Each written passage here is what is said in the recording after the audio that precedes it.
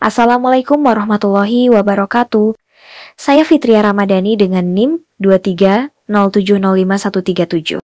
Pada bagian ini, saya akan membahas kelebihan dan kekurangan dari beberapa jenis struktur yang umum sering digunakan dalam pemrograman. Setiap struktur data memiliki karakteristik unik yang membuatnya lebih cocok untuk kasus penggunaan tertentu.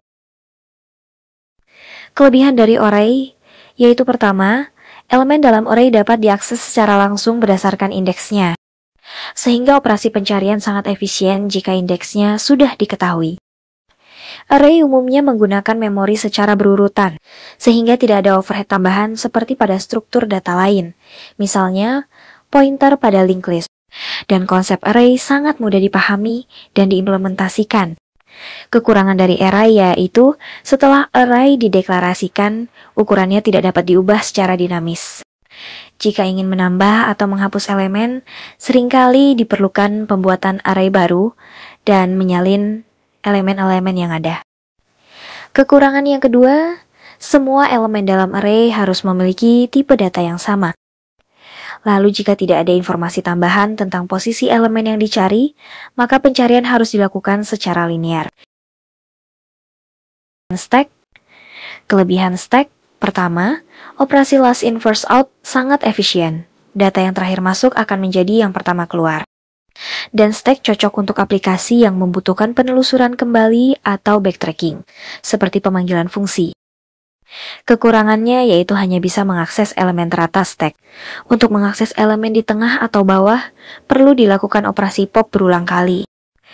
Lalu stack memiliki ukuran yang terbatas, sehingga jika terlalu banyak data yang ditambahkan, bisa terjadi stack overflow. Terakhir, ukuran stack biasanya statis dan tidak dapat diubah secara dinamis.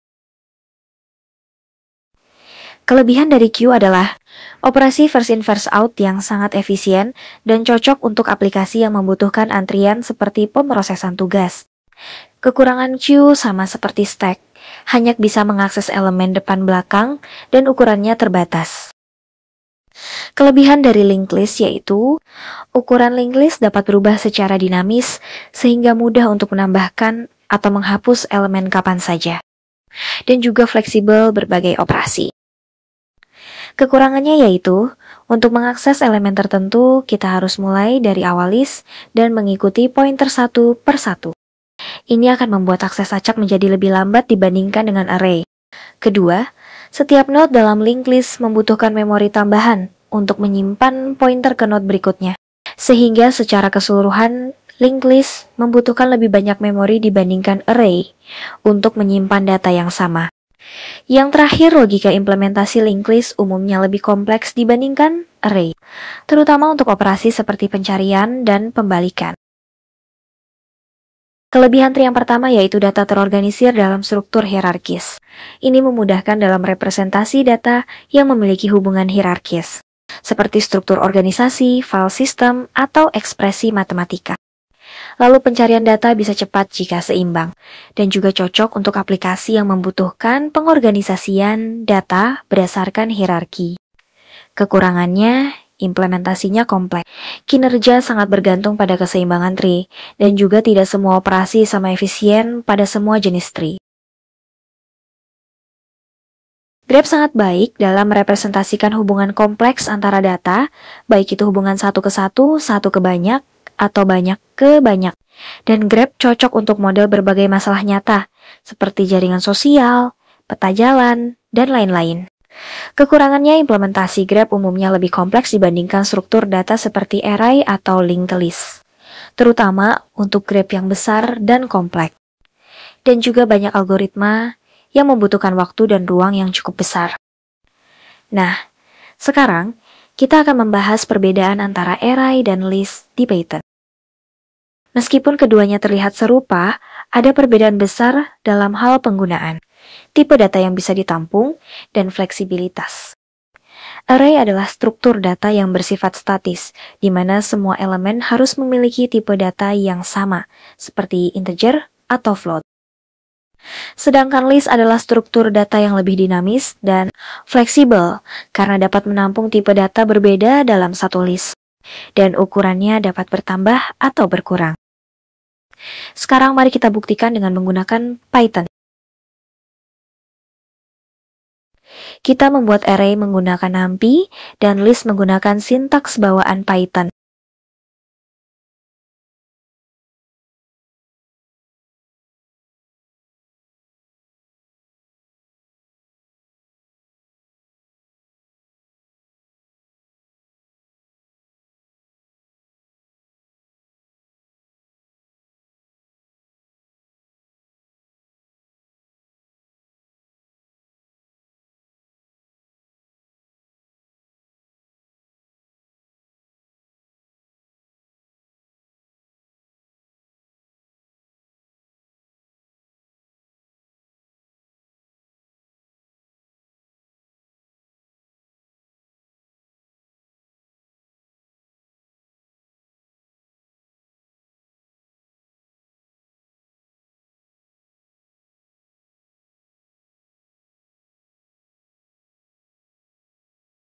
Lalu kita mencoba menambahkan elemen ke array dan list.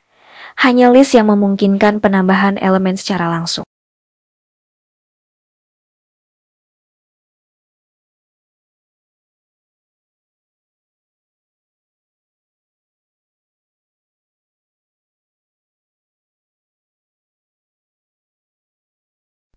Lalu kita mengakses elemen pada indeks tertentu baik di array maupun list.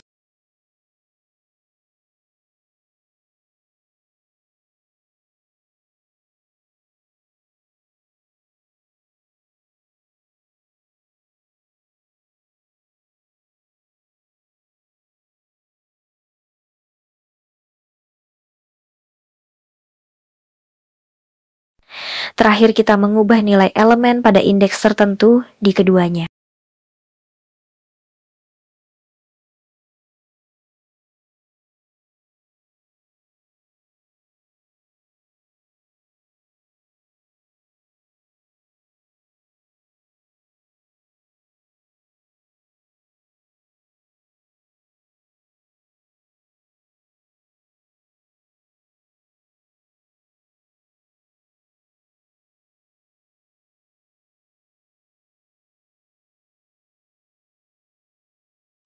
Kita ketahui bahwa array ini cocok digunakan untuk operasi numerik yang membutuhkan kinerja tinggi dan tipe data yang seragam.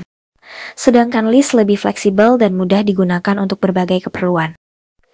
Terutama jika kita tidak tahu sebelumnya berapa banyak elemen yang akan disimpan, atau jika kita perlu menyimpan data dengan tipe yang berbeda-beda. Pasti kita sering mendengarkan bahwa array adalah struktur data yang bersifat statis. Maksud dari statis itu apa? Maksudnya adalah array memiliki alokasi memori yang tetap, yang artinya meskipun kita menambahkan atau menghapus elemen, ukuran memori yang dialokasikan untuk array tidak akan berubah. Mari kita buktikan dengan menggunakan Python.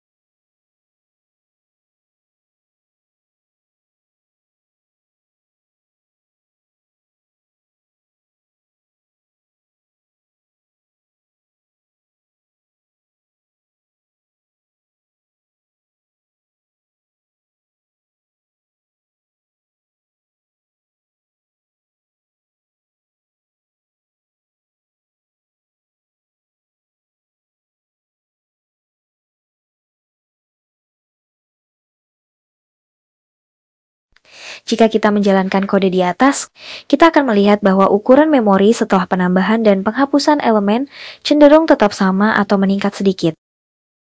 Peningkatan kecil ini bisa disebabkan oleh overhead internal Python saat mengelola list. Dari hasil eksperimen sederhana ini, dapat kita simpulkan bahwa pernyataan tersebut benar secara umum. Meskipun beberapa bahasa pemrograman modern menawarkan fitur untuk mengubah ukuran array secara dinamis. Dalam Python dan banyak bahasa lainnya, array yang telah dibuat memiliki ukuran memori yang relatif tetap. Baiklah, pada video ini kita sudah membahas beberapa dasar struktur data. Dari perbedaan antara array dan list di Python, serta membuktikan bahwa array bersifat statis dengan ukuran memori yang tetap. Semoga video ini dapat membantu kita dalam memahami struktur data dalam pemrograman.